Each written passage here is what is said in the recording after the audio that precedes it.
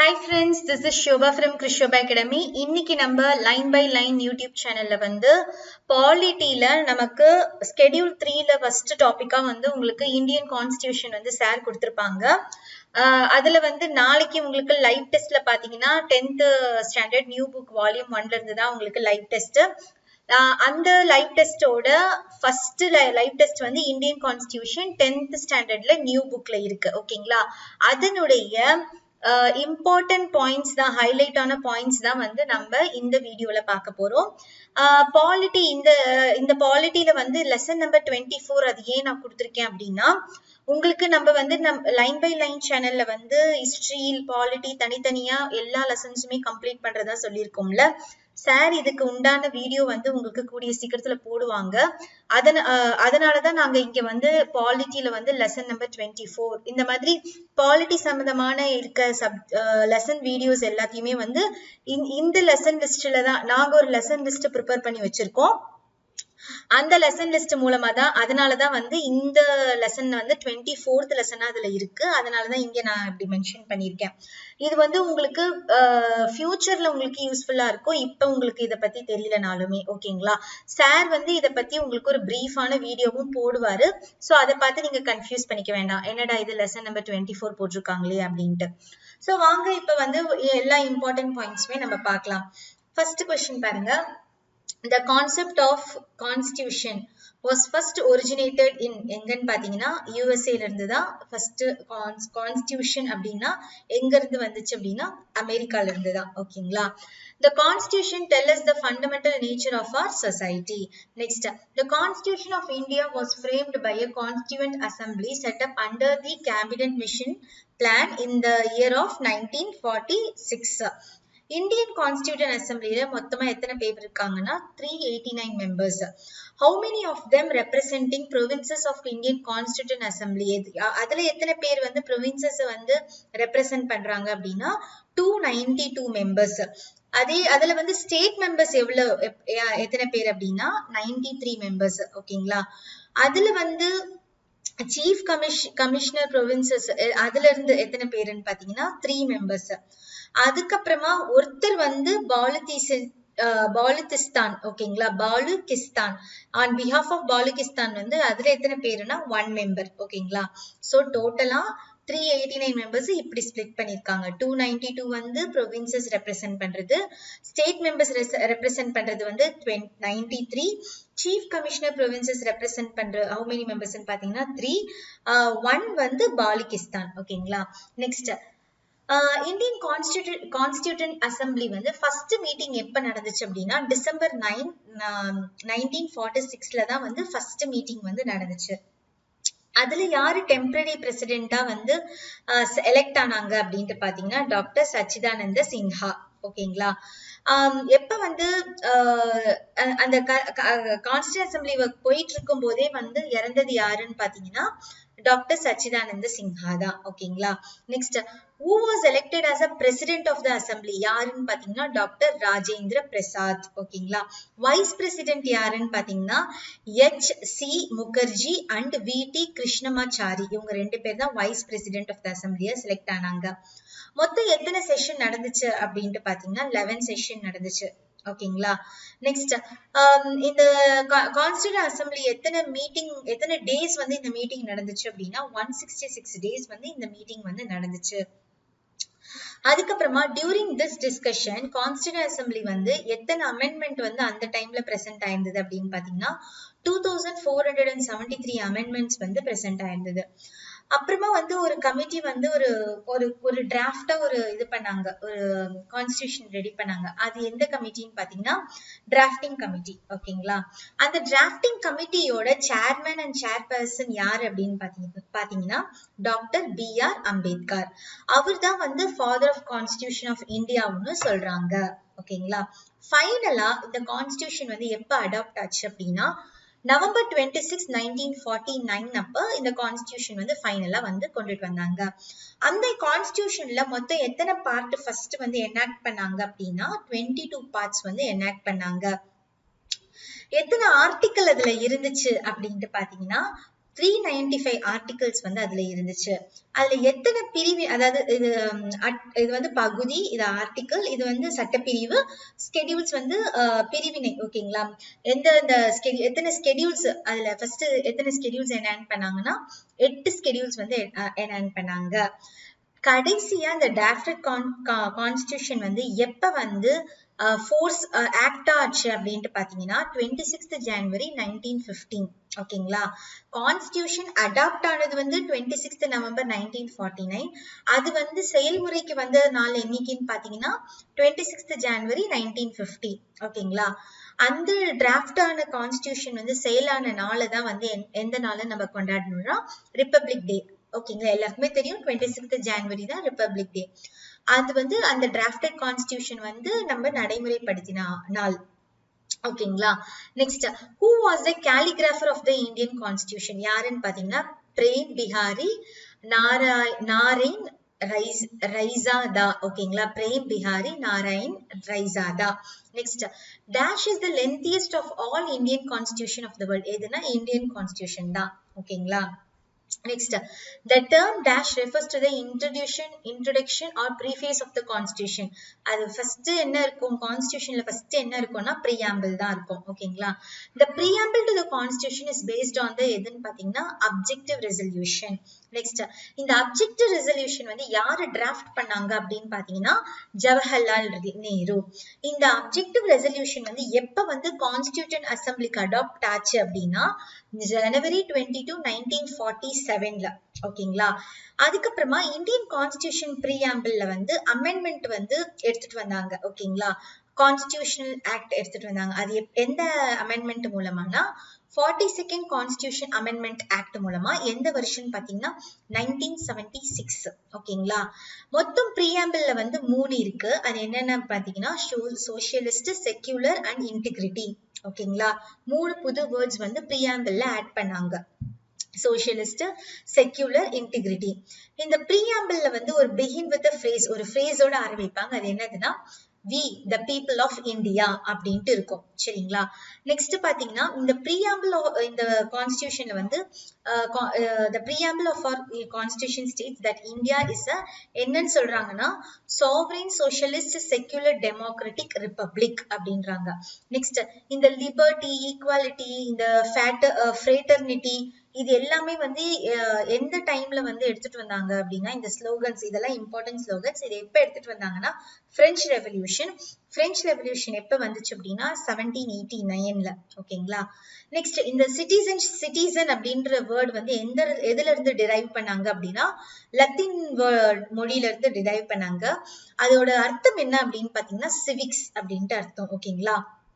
Next இப்ப வந்து இந்த கான்ஸ்டிடியூஷன் வந்து சிட்டிசன்ஷிப்போட டீல் பண்ற பார்ட் என்ன, அதோட ஆர்டிக்கல் எங்க இருக்கு அப்படின்னு பாத்தீங்கன்னா ஆர்டிக்கல் 5 to 11 பார்ட் 2ல வந்து சிட்டிசன்ஷிப் வச்சு இருக்க கான்ஸ்டிடியூஷன் எல்லாமே அதுலதான் இருக்கும். ஓகேங்களா? Article 5 to 11 under part 2. ஓகேங்களா? சிட்டிசன்ஷிப் ஆக்ட் ஃபர்ஸ்ட் எப்ப எடுத்துட்டு வந்தாங்கன்னா 1955ல. ஓகேங்களா?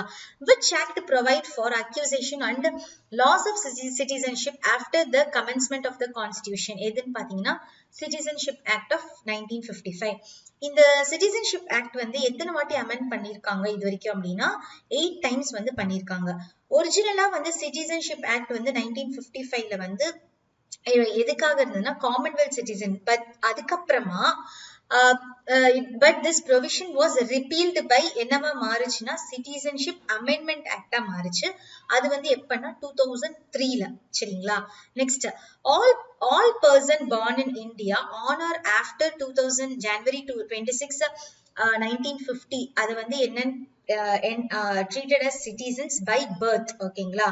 அதுக்கு முன்னாடி outside இந்தியாவோ or if his father is a citizen of India at time of his birth on or after 26th January 26th 1950 shall be a citizen by descent.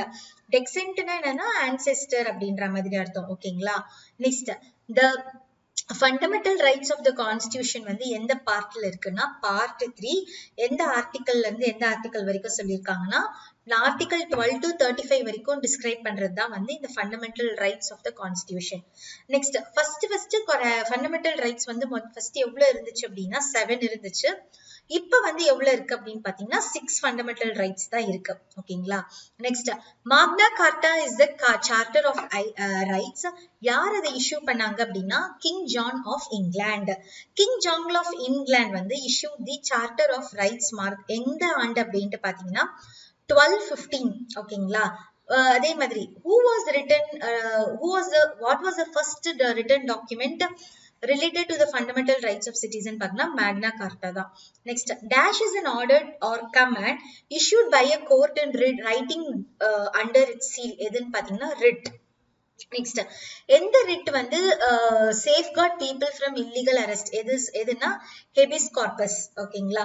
Next which writ protects the petitioner who requires legal help to get his work done by respective public authority எதுனா மந்தாமஸ். Next, which writ prohibits the subordinate court from acting beyond its jurisdiction எதுன்னு பாத்தீங்கன்னா prohibition writ. Next, which writ quashes an order issued by a subordinate court by overstepping its jurisdiction எதுன்னு பாத்தீங்கன்னா certiorari. Next, which writ prevents aspiration of public office through illegal manner எதுன்னு பாத்தீங்கன்னா quo warranto. Next, President makes a proclamation of emergency under which article எதுன்னு பாத்தீங்கன்னா article 352. ஓகேங்களா.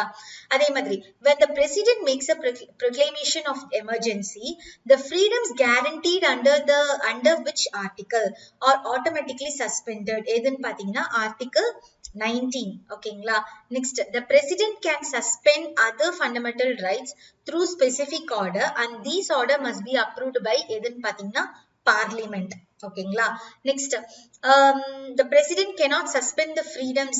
இது எந்த article கீழே வருது அப்படின்னா ஆர்டிகல் 20 and 21 கீழே president வந்து cannot suspend the freedoms. ஓகேங்களா.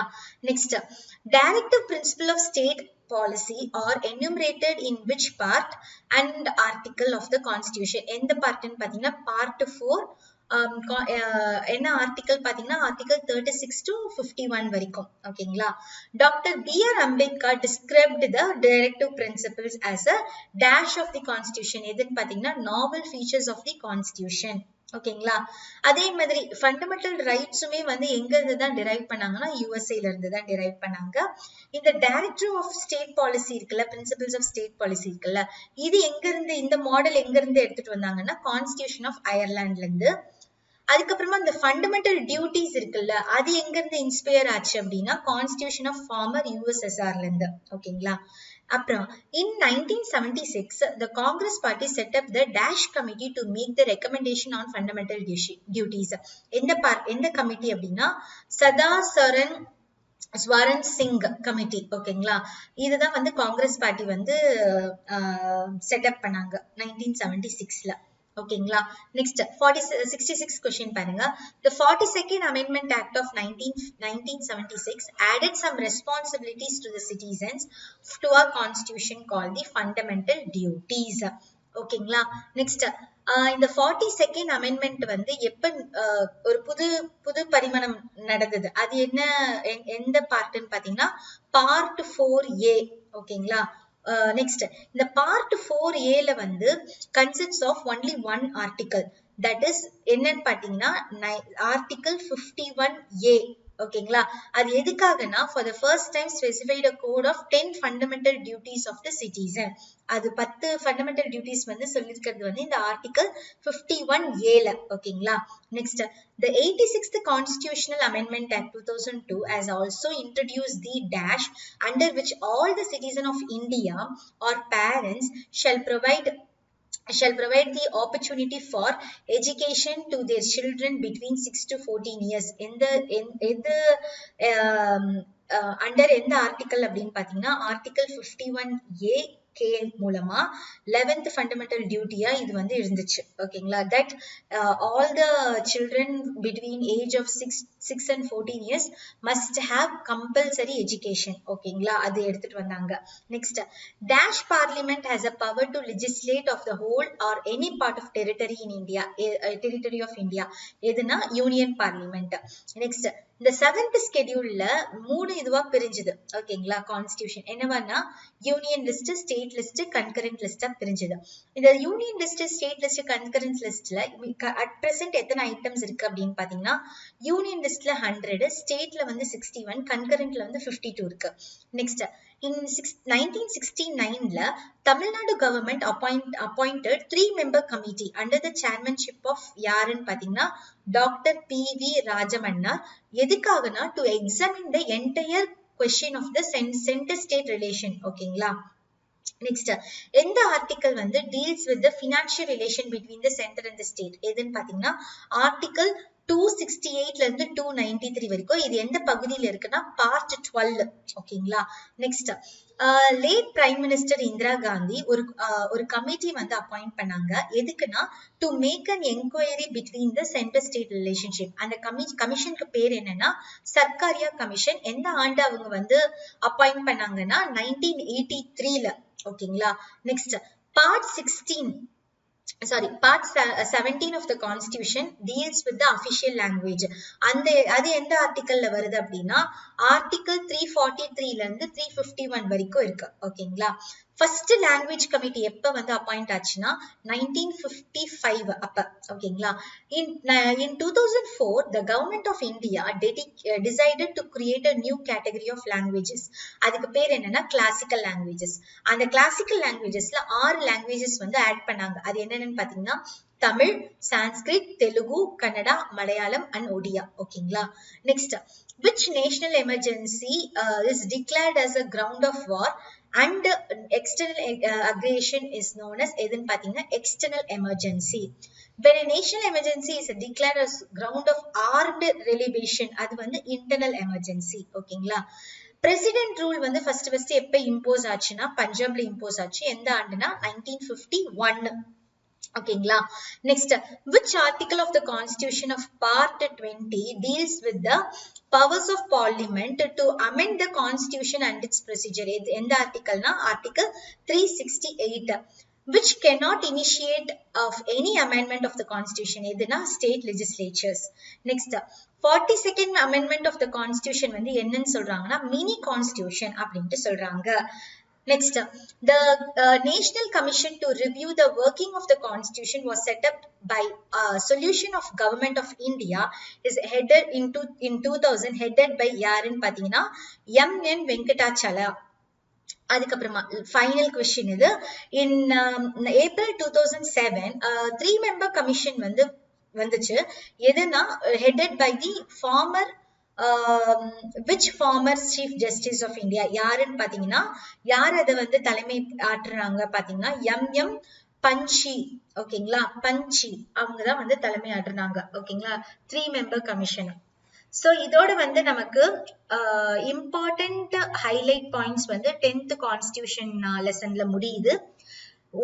இன்னும் ஒரே ஒரு பாக்ஸ் இன்ஃபர்மேஷன் இருக்கு. அது என்னன்னு பாத்தீங்கன்னா இதுதான் அது. இந்த பாக்ஸ் இன்ஃபர்மேஷன் வந்து ரொம்ப ரொம்ப ரொம்ப முக்கியம். இது வந்து உங்களுக்கு வந்து மேட்ச் த ஃபாலோயிங்ல வந்து எப்படி வேணாலுமே வந்து இதை கேட்கலாம். சோ மேட்ச் த ஃபாலோயிங்ல கேட்கலாம், ஸ்டேட்மெண்ட்ல கேட்கலாம். இது ரொம்ப ரொம்ப ரொம்ப இம்பார்ட்டன்ட் பாக்ஸ் இன்ஃபர்மேஷன். இதுல இருந்து கண்டிப்பா ஒரு கொஸ்டின் வந்து நமக்கு கேட்டிருக்காங்க. சரிங்களா? சோ இந்த பாக்ஸ் இன்ஃபர்மேஷன் என்னென்ன இருக்கு அப்படின்ட்டு நம்ம ஒரு கிளான்ஸ் பாத்துக்கலாம். ஆர்டிகல் 14 வந்து எதை சொல்லுது அப்படின்னு பாத்தீங்கன்னா ஈக்குவாலிட்டி பிஃபோர் லா. அதுதான் வந்து ஆர்டிகல் 14 சொல்றது. ஆர்டிகல் அதாவது இப்படியும் கேட்கலாம். ஆர்டிகல் 14 to 18 வந்து என்னது அப்படின்னா ரைட் டு ஈக்குவாலிட்டி. இந்த ரைட் டு ஈக்குவாலிட்டியில ஒவ்வொன்றுமே ஒன்னொன்னத்தை பத்தி சொல்லும். ஓகேங்களா? ஆர்டிகல் 14 வந்து ஈக்குவாலிட்டி பிஃபோர் லா. ஆர்டிகல் 15 வந்து a prohibition of discrimination on grounds of religion, race, caste, sex or place of birth. Article 16 வந்து equality of opportunity in matters of public employment. Article 17 வந்து abolition of untouchability. Article 18 வந்து abolition of titles except military and academic. So article 14 ல இருந்து 18 வரைக்கும் எது சொல்லுது? right to equality. Next article 19 ல இருந்து 22 வரைக்கும் எது சொல்லுதுன்னா right to freedom. ஓகேங்களா? article 19 என்ன சொல்லுதுன்னா freedom of speech and expression, assembly, association, movement, residence and profession. article 20 எது சொல்லுதுன்னா protection and respect and conviction of offenses. 21 எது சொல்லுதுன்னா protection of life and personal liberty. இந்த 21 ரெண்டு இருக்கு, 21 and 21A. அது என்ன சொல்லுதுன்னா right to elementary education. 22 எது சொல்லுதுன்னா protection against arrest and detention in certain cases. So article 14 to 18 வந்து right to equality, article 19 to 22 வந்து right to freedom, article 23 and 24 வந்து right against exploitation வந்து article 23 வந்து prohibition of traffic in human beings and forced labor. 24 வந்து prohibition of employment of children in factories and etc. ஓகேங்களா? 25 ல இருந்து 28 வந்து religion சம்பந்தமான right to religion. ஓகேங்களா? இதுல article 25 பாருங்க, freedom of conscience and free profession, practice, propagation of religion. 26 வந்து freedom to manage religious affairs. 27 வந்து freedom from payment of taxes for promotion of any religion. 28 வந்து freedom from attending religious instruction or worship in certain educational institution. ஓகேங்களா? Next 29th article 30 வந்து எதை சொல்லுதுன்னா cultural and educational rights. Article 29 பாருங்க, protection of language, script and cultural of minorities. 30 வந்து பாத்தீங்கன்னா right of minorities to establish and administer educational institution. Article 32 மட்டும் என்ன சொல்லுதுன்னா ரைட் டு கான்ஸ்டிடியூஷனல் ரெமிடிஸ். அது என்னன்னா it allows individual to seek redressal of the violation of their fundamental rights. ஓகேங்களா? Next இந்த article 31 இருக்குல்ல, அது எதுனா right to property which was deleted from the list of fundamental rights by 44th Amendment Act of 1978. இது வந்து legal ரைட்டா வந்து எது கூட ஆட் ஆயிடுச்சு அப்படின்னா ஆர்டிகிள் 300A ஓட ஆட் ஆயிடுச்சு. அது எந்த பார்ட்னா பார்ட் 12 ஆஃப் தி கான்ஸ்டிடியூஷன். இந்த ரைட் டு ப்ராப்பர்ட்டி இந்த ஆர்டிகிள் 31 வந்து ஃபண்டமெண்டல் ரைட்ஸ்ல இருந்து ரிமூவ் பண்ணி ஆர்டிகிள் 300A மாத்திட்டாங்க. அது எந்த பார்ட்ல இருக்குன்னா பார்ட் 12 ஆஃப் தி கான்ஸ்டிடியூஷன்ல இருக்கு. ரொம்ப ரொம்ப இம்பார்ட்டன்ட் இது. அவ்வளவுதாங்க. சோ இதோட வந்து நம்ம இந்த லெசன் வந்து கம்ப்ளீட்டா முடிக்கிறோம். எல்லா இம்பார்ட்டன்ட் பாயிண்ட்ஸுமே நம்ம கவர் பண்ணியாச்சு. உங்களுக்கு ஆல்ரெடி வந்து நான் 12th கான்ஸ்டிடியூஷனும் நடத்திட்டேன். சோ இதுக்கப்புறமா 6th கான்ஸ்டிடியூஷன் மட்டும்தான் பெண்டிங்ல இருக்கு. சோ அதையும் முடிச்சிட்டுனா நம்ம ஓவரால் இந்தியன் கான்ஸ்டிடியூஷன் வந்து அந்த டாபிக்கே வந்து நம்ம கம்ப்ளீட் பண்ணிடுவோம்.